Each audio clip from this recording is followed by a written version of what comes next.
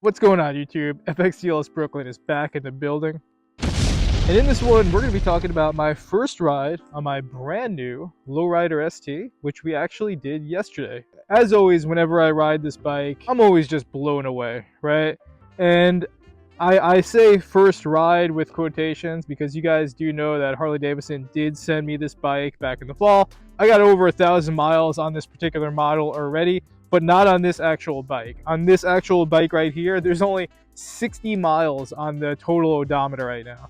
And those 60 miles I did yesterday, and I figured I wanted to take a moment just to make a video for you all, because I know from starting to make this Lowrider ST content that a lot of you all are writing in, particularly some of you all who are on the fence about buying one of these and who are just looking for more content to kind of put it in perspective. So I figured, why not? So my first ride on this bike, like I said, as always, I was completely blown away, right? It was an interesting day for me because I actually started the day on my Dyna Lowrider S. You know, that bike is worked as far as it could possibly go. That bike is high performance in every category. And it was actually good because, you know, I started the day on that bike. I actually brought it to the shop. I needed to get some electrical work done. And then later on, I came up into the mountains to pick this bike up and do my first miles on this bike. And it was nice to have the contrast between those two different worlds because my Dyna Lowrider S, I mean, it's the elephant in the room. We all know that I think Harley-Davidson was having a pretty keen eye on what I was doing as well as a bunch of other riders in terms of R&D for this bike. And then this is the product that we got probably from pulling a lot of the riding style that, again, what I was doing years before as well as a bunch of other riders, right? And we got this premium bike that out of the box does exactly what my Dyna Lowrider S does, if not better. The first thing that just kind of smacks me in the face, you know, when I take this bike out of the dealership and literally put the first mile on it, that's right, like the odometer when I picked this thing up was 0,000. They're not supposed to do that. Like, they're actually supposed to put like a good 10 or 20 miles on the bike before they give it to you. But I do have a good relationship with this dealership. I did tell them I wanted to put the first mile on it, so they let me do that. They gave me the bike completely zeroed out. So I actually did watch the odometer go from 0,000 to 0,001, which is like a really cool feeling. But the thing that just smacks me in the face is, again, the fact that you're taking this bike out of the showroom, and again, it's doing exactly what my Dyna did, that I had to put in years of blood, sweat, and tears to get it to do out the box, which is a crazy thing. And there's like a part of me that's like almost a kind of like bitter old man at this point, where it's like, you kids these days with these Lowrider STs have no idea how good you have it. To be able to take it out of the showroom and have it do what it did, what I had to go through extreme lengths to do for my Dyna, right? You have no idea how good you have it.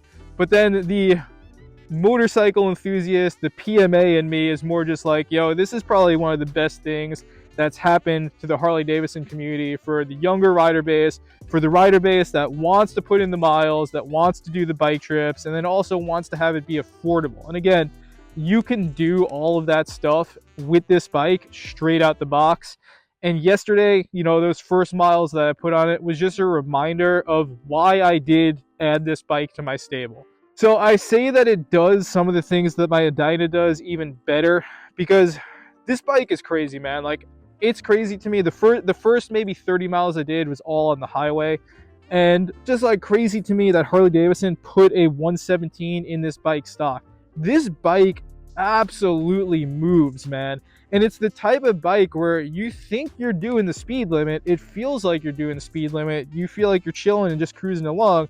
And then you look at the speedometer and you're doing some serious speeds without even knowing it. That's the effect that I built my Dyna to have. My Dyna definitely does that too. But the difference is when I'm doing really high speeds on my Dyna, yes, I do them comfortably and I do them confidently, but I also know that I'm doing them. Like, from the feel of the bike, from how the bike feels planted. This bike does it, and it's like a magic carpet ride. It's just like smoother than any bike I've ever been on, which I think is one of the biggest highlights. Because again, if you're putting in like an 800-mile day, that really matters, right? And I do my 800+ mile days on my Dyna, and I wake up the next morning and I come back for more. This feels like I'm going to do those and just have it be that much more seamless because the bike is just so planted to the ground and the bike is just so smooth.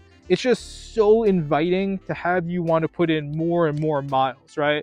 And that was the first part of me just doing the highway miles in the beginning of the day. So then what happens is I eat a really good lunch with the old man. You know, we were hanging out that day. I actually had him sit on the bike and it got the road captain seal of approval. He was like, oh man, I can't wait to ride it. He actually just has shoulder surgery, so he cannot ride right now. I know one of us always has some sort of severe injury that we're recovering from. When one can't ride, the other can. That's the situation. But he at least was able to sit on it, and he was like blown away just by the geometry and the ergonomics of the bike. So definitely got the road captain seal of approval, which is funny too, because this is a little bit off topic, but one of the things I'm surprised about from what a lot of you all write into me from this type of content is I have a lot of people who watch these videos who have actually come from the bagger world and have moved down to this bike for a lot of different reasons, which is not something I ever expected. I always kind of thought, you know, if you're a bagger guy, you're a bagger guy forever. You would never move on to anything else. But it's interesting how many bagger people have moved on to this bike. I did not expect that to happen, but that is an outcome of the unveiling of this bike back in 2022. So yeah, I go have this like amazing barbecue lunch with the old man out in the mountains. It's a beautiful like 70-degree day. It's perfect. You know, this is still in April in the mountains. And now I get to put the bike through the next test, which is my favorite type of riding, my back mountain twisties. My favorite tool and weapon for that job is, of course, an FXR. I always say it, like there's no better bike for back mountain twisties than an FXR. So now I go, I'm hitting one of my favorite roads in the mountains, you know, whipping through the twisties. And this is the second thing that just smacks me in the face with this bike is just the handling and the combination of that inverted front end with the modern monoshock technology. This thing just handles like nothing else, man. And it's crazy to me because it's stock, right? I had to drop thousands into suspension, into motor mounts, into this and that onto my Dyna to get it to even touch this bike with that sort of handling. And again, it's just crazy to me that you're getting that stock with this bike. So I'm doing my twisties. I'm doing them like a boss. I'm having a great time. I'm doing them with confidence. And the bike, you can just throw it around twisties like no problem. And that's the idea of a true sport tourer, is that you can lay down your hundreds of highway miles and come back for more the next day. But when you're putting yourself in a situation where you need the performance, you need the maneuverability, whether it's back mountain twisties or whether it's urban riding, you can still make it happen. This bike absolutely achieves it. And again, that's my first impression doing my first ride on this new bike that I'm running. And the biggest thing, if you need to hear it, like I only did 60 miles yesterday, but I got off this bike, I hung my keys up and I said, I made a good decision. You know, this is going to be a forever bike. Like my Dyna Lowrider S, this is going to be one that I can't see myself ever letting go or getting rid of because it does everything I need it to do in the best possible way. So I said it before, I'll say it again, Harley Davidson knocked this one out of the park. Whoever was in their R&D department back in 2022, you did your homework. You clearly did your homework because this is everything I would want out of a bike for someone who rides fast, who rides hard, and puts in heavy mile days. Like, this is it. And I guess the last thing as we start to wind this one down is I said that I started my day on my Dyna, which that bike, every square inch of that bike is tailored to me at this point, right? That bike just fits me like a glove at this point. I designed it to do so. Sitting on this, because the bars are way lower than I'd want. The seat is a little bit different than I would want, right? There's little things here and there, little comforts that I miss from my Dyna. But then after about 20 miles, you kind of ease into this and you're like, oh yeah, if I need to, I could do a day of riding on this, no problem. So I'm just like really surprised at how well this bike performs stock, which is like what you would want for something that is a premium motorcycle.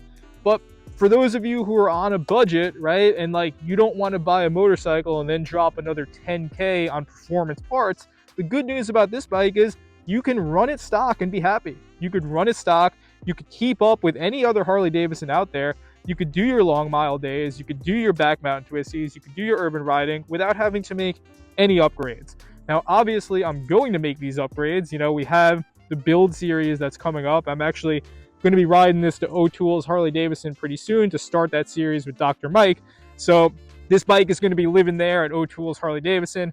If you're someone in New York and you want to pay to visit, go for it. But don't find yourself trying to sit on the bike, because I am hiring a stunt double that looks identical to Jax Teller to hit anyone who tries to sit on this bike with a half helmet. So let's just not even go there. But besides that, like, I'm blown away by the performance of this bike. 60 miles was all I needed to know that I had made a good decision, which is buying a brand new Lowrider ST in hands down the best paint scheme we've seen Harley Davidson come out with in a very long time. Even if my El Diablo polls beat me by a little 10% or so, this is still hands down my favorite paint that they've offered in a long time. So first impressions, first ride on this bike, absolutely psyched. So excited to do more. This is going to be my main road bike at this point. This is going to be my main touring bike at this point, and I just can't wait to be putting in those miles with this one, because that's what it's built to do. As always, if you're someone that's in the market for this, or you're someone that's thinking about adding this bike to your stable like I did, if you have any questions, let me know in the comments section. I do have enough miles on this bike at this point to answer those. I do think this is the best bike if you're on the shorter spectrum. For me, I'm 5'7", 155 pounds. Bike fits me like a glove, right? But I do have some taller subscribers that have written in and have told us about some of the modifications that they've done to still run this bike. So if y'all are a taller person, there's ways that you could still make it work for you. But for my short people, this is like a gift from the Harley Davidson gods, and by all means, you should drink from that cup before it runs out. As always, whether you are living that ST life, living that bagger life, or living that Dyna FXR life, stay safe out there, stay low, and on that, FXDLS Brooklyn is out.